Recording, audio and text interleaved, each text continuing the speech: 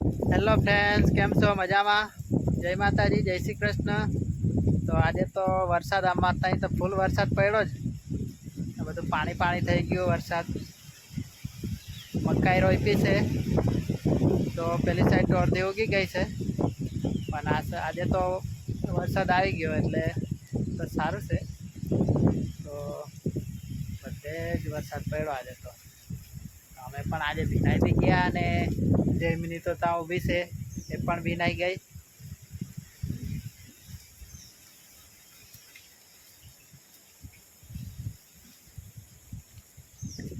જયમિની બી ભીનાઈ ગઈ આજે તો વરસાદમાં.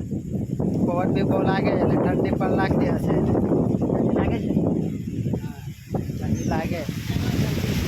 તો સારું કે આ મંદિર હતું તો અમે મંદિરમાં અંદર ભરાઈ ગયેલા. મંદિરમાં બેઠા ને એટલે થોડોક પવન બી ઓછો લાગ્યો અમને, ઠંડી ઓછી લાગી. તો આપણે હજુ ઘરનું કામ તો આજે પતરા ચડાવવાના હતા, પણ મિસ્ત્રી આવ્યા નહીં. તો મિસ્ત્રીનો કાલનો વાયદો હતો એટલે હવે કાલે આવે કે નહીં આવતો મિસ્ત્રી. અને હવે કાલે પરમ દાડે પતરા ચડાવી દે, ઘર તૈયાર થઈ જાય પછી વાંધો નહીં. આ વરસાદ બી આવે તો કંઈ પ્રોબ્લેમ નહીં રહે. તો આપણે પેલી સાઈડ તમને બતાવું વરસાદ કેવો પડ્યો ખેતરમાં. તો વરસાદ બહુ જ પડી ગયો વરસાદ આજે તો આ મકાઈ આપણી આ સાઈડની તો ઓલરેડી ઉગી ગયેલી હતી.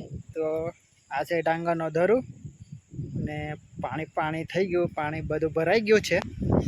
અને આ સાઈડ આપણે મકાઈ રોપેલી હતી, ઉગવાની તૈયારી હતી. હવે આ બધું પાણી તો ભરાઈ ગયું છે. કદાચ નુકસાન થાય કે નહીં થાય હવે કાલે ખબર પડશે. ઉગે તો ખરું, નહીં તો થોડી ઘણી મકાઈ તો આ સાઈડ બગડે છે એવું લાગે છે. હવે ફાઇનલી આપણને કાલે ની પરમ દાડે ખબર પડે કે મકાઈ ઉગે કે નહીં ઉગે. તો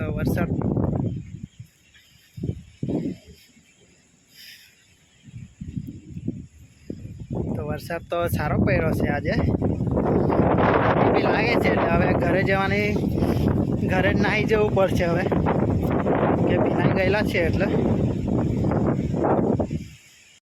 તો ઠંડી બી લાગે છે ને જયમીને શું કહે કે કેરી વણવા જઈએ એવું કે, તો એથી બહુ પાડી કે કેરી વણવા જઈએ એવું કે. હા, તો પેલી સાઈડ જવું પડે સ્પેશિયલ આંબાવાડીમાં, કેમ કે હાંકો પડી હશે મસ્ત. ના એટલે ઘરે જઈએ ના, ઠંડી લાગે છે હવે ઘરે જ જવું પડે. હા ભાઈ સાંભળ, તો એ શુભલાને ઘરની એક ભીત પડી ગયેલી છે. તો હમણાં જ ફોન આવેલો, ભાઈબંધને ઘરની ભીત હતી કાચી તો પડી ગઈ છે. તો હમણાં અમે ઘરે અમને ગાડી લઈને જવું પડે ડેડિયાપાડા. તો એથી લઈ આવવું પડશે ને બાંધવું પડશે એવું લાગે છે. એટલે હવે ઘરે જઈએ અમે.